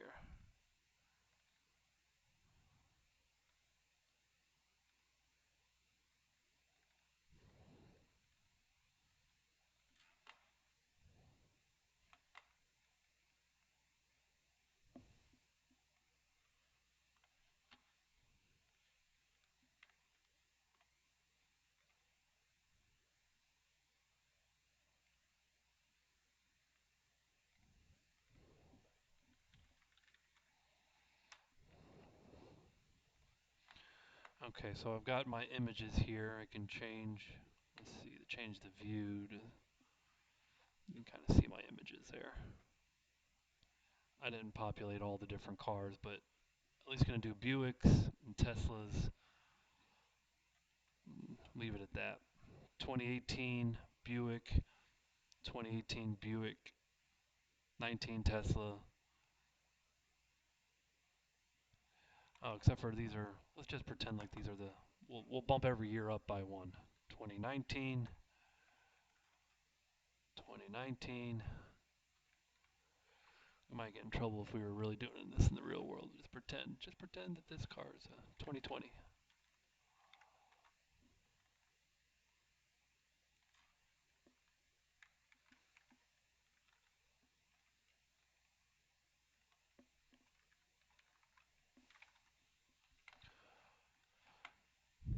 And then to get those into the resources folder, we're going to choose an image, import.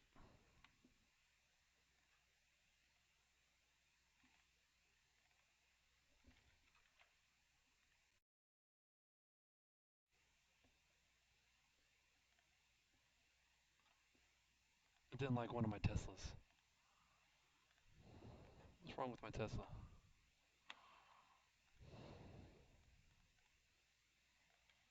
It likes Tesla 2020, but it didn't like.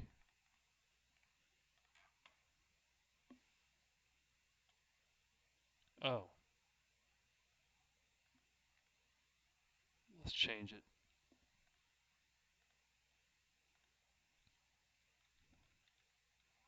because it had the same file name. You notice it had the same file name, just a different file extension. So it's probably what it is. You just can't have the same matching file name, would be my guess.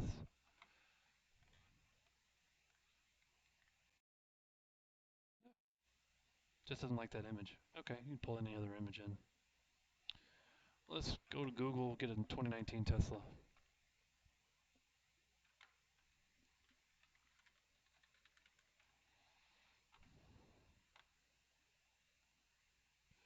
I already got the red one. Let's do this one. Save image as.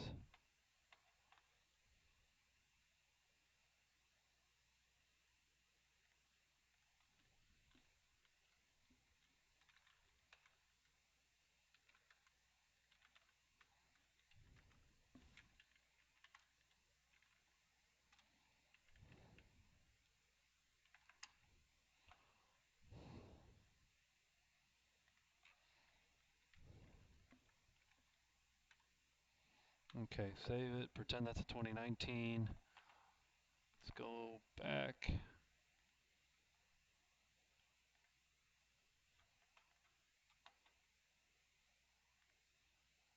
Okay, didn't hate that one. There we go.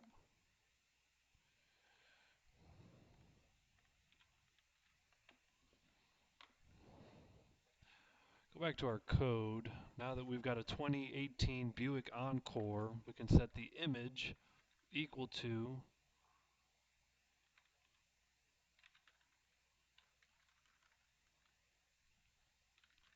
properties dot resources dot 2019 Buick Encore is what I'm calling it. Remember, this is 2019, 2019, upping the years. All right, took a minute. And the last thing is the description, a good car.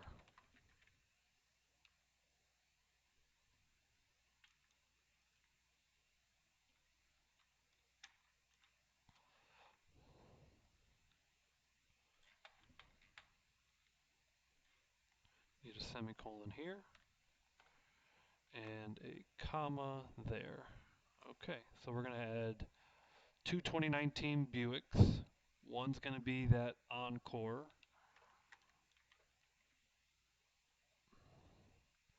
And the other one is a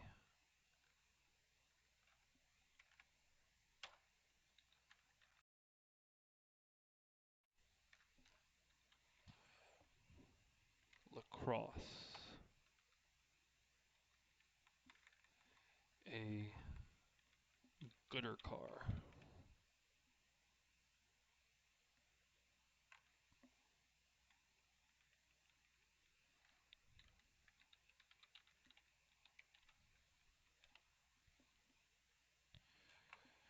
So if you select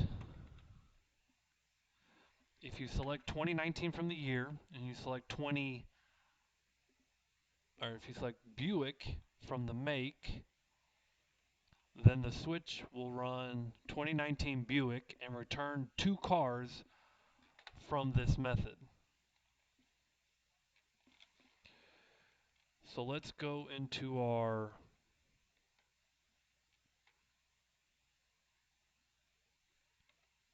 combo make.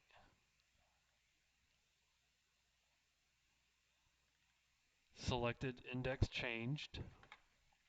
Let's read the year.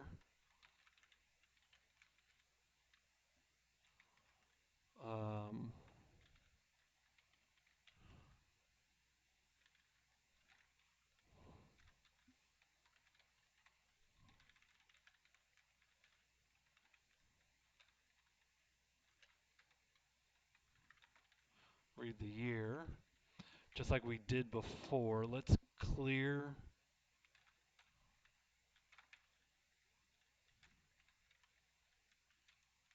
clear it every time before we populate it.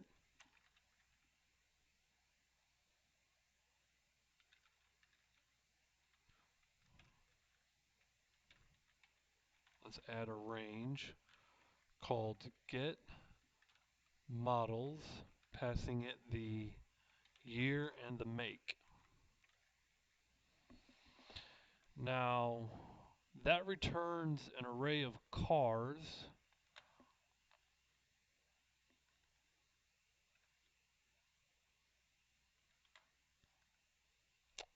But I don't anticipate this working yet. And here's why.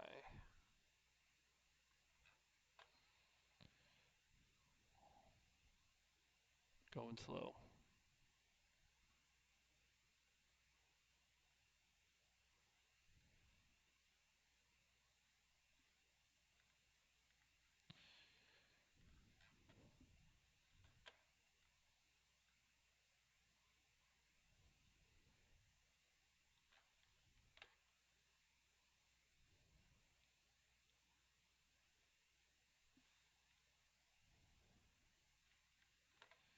It's interesting, it's not running. Let's take something out here.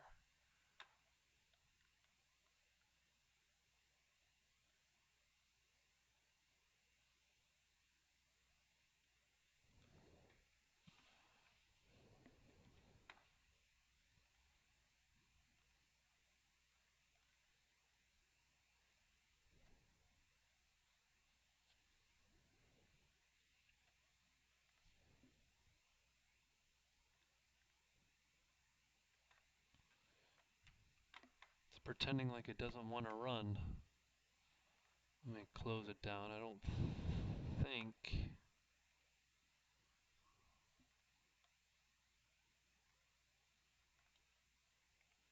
Can you guys hear me okay? Hello?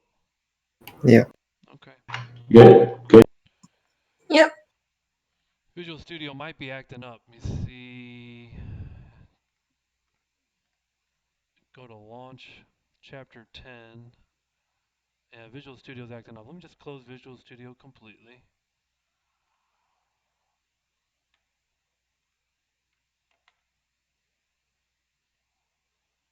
That was one thing that I had open. I think Visual Studio was just acting up on me.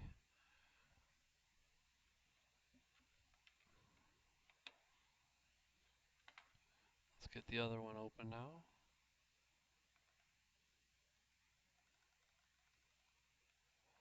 It's broken.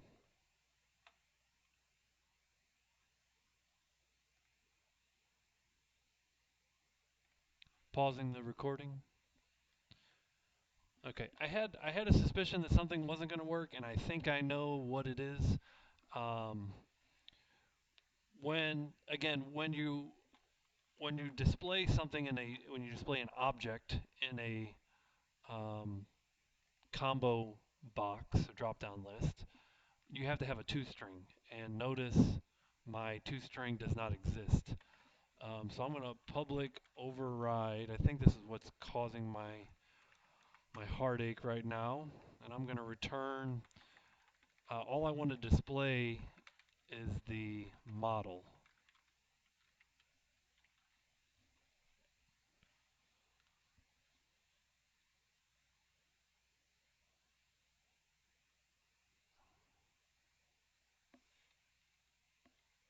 I think that might be causing my problem.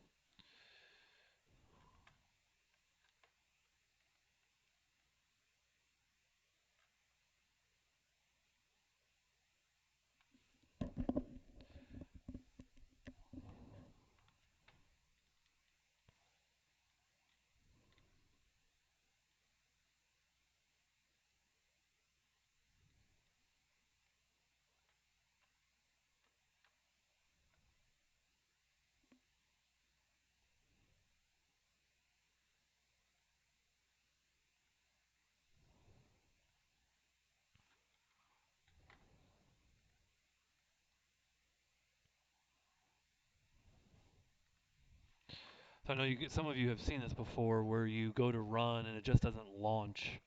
And typically it is a problem with your code. You notice if I just comment out these couple lines, this launches without a problem. So I am having a problem with I don't even think it's these. I'm pretty sure it's this. We add range, get models. Get models returns a car array.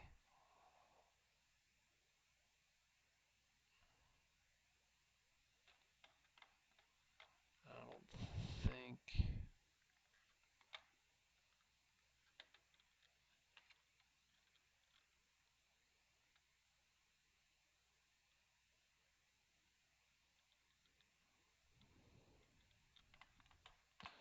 I'm going to put a breakpoint in on get models. Start debugging. Oh, wait a minute, I got to call it.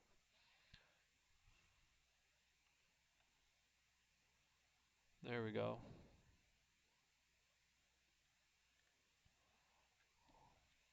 Got it to break for me. That's what I needed to see. So it's basically saying that there is no selected item for your make. And what we need to do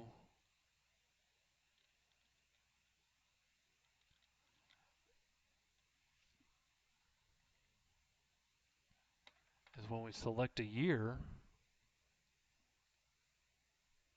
we need to select a make. And we're doing that here. Combo make select an index of 0.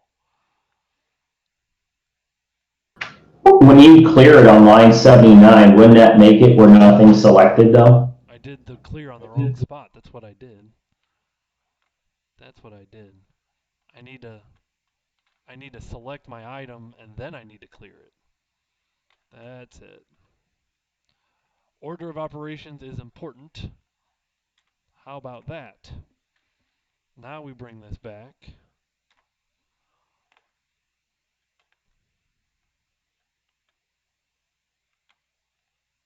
Now it loads. Yeah, that was just order of operations. It's been a long day. Thank you. Good catch. I caught it maybe at the same time, maybe just a split second behind you. So really what we have in our options is a 2019 Buick. That's the only thing that we have loaded so far. So 2019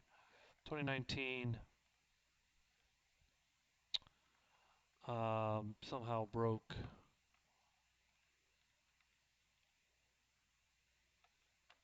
Let's clear it out. Run it one more time. Start without debugging.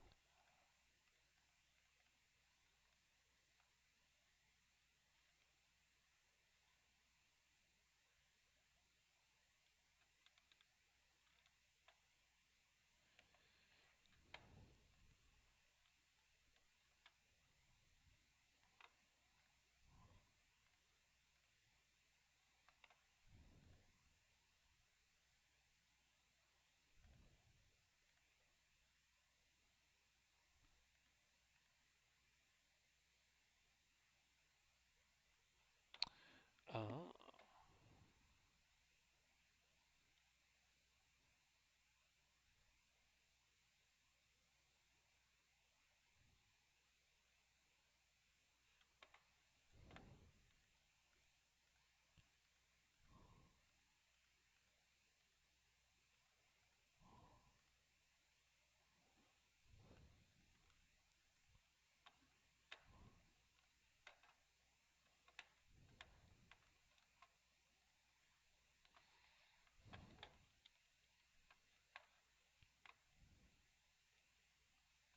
I think I did the same thing on year.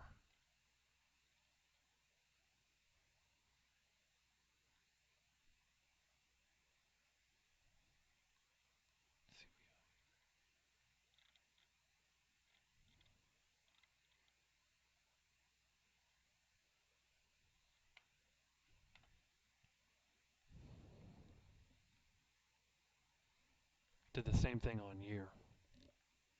So I'm going to select my year, then I'm going to clear the makes.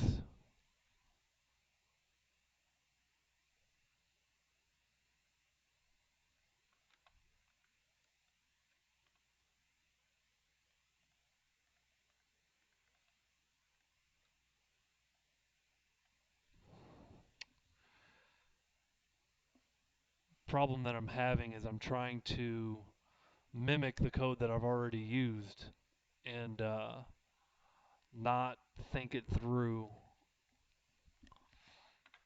from scratch. And so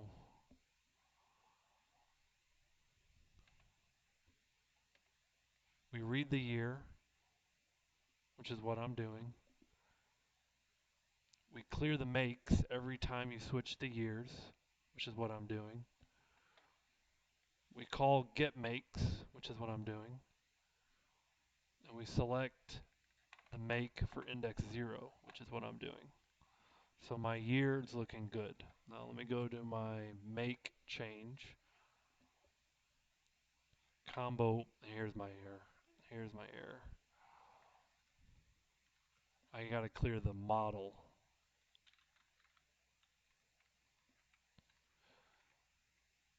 So when you change the make, so that was my problem. When I was changing the make, I need to clear the models. And then we add the models. So clear the model, add the model. When you change the year, clear the make, add the make. And so ultimately this was my problem. That was my problem. It's getting to be the end of the day and I'm going cross-eyed. So 2019 Buick. So if I check my get models, we've got a 2019 Buick. So if I change this to Buick, now I see Encore and LaCrosse. All right. Awesome. So sorry for the problems here. Problem solved. It's getting to be the end of the morning. So let's clean that up. We got one last piece here before this is done for the day. And that, of course, is when you change the model. When you change the model,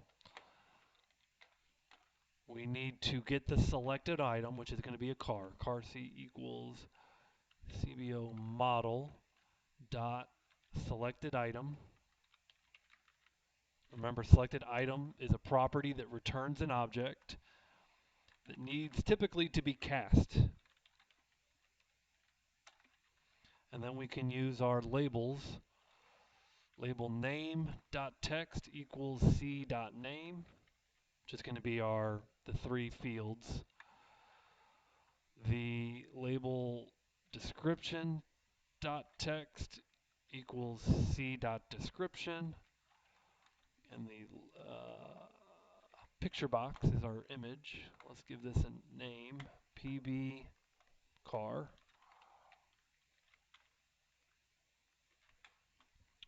pbcar.image equals c.image.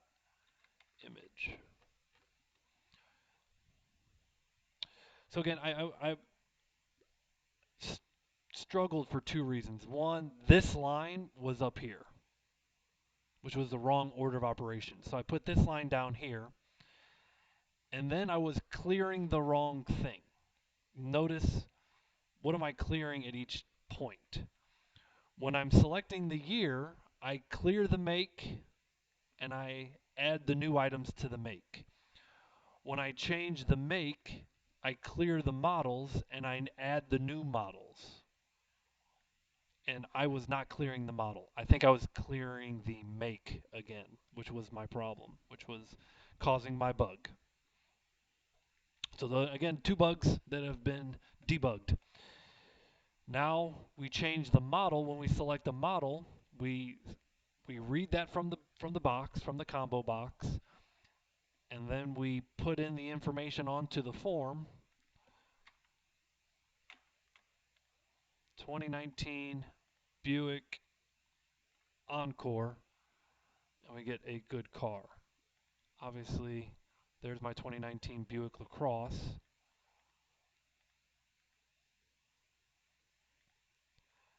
And I have not filled out the rest of my switch statements for all the other cases. To get all the other cases,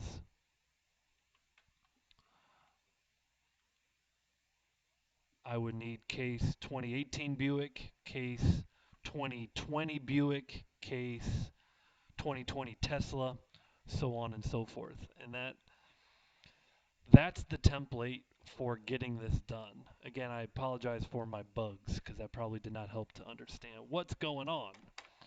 But the good news is this is going on YouTube, so you can watch it 10 times over and really understand if you really want to be well prepared for Friday's hands-on test.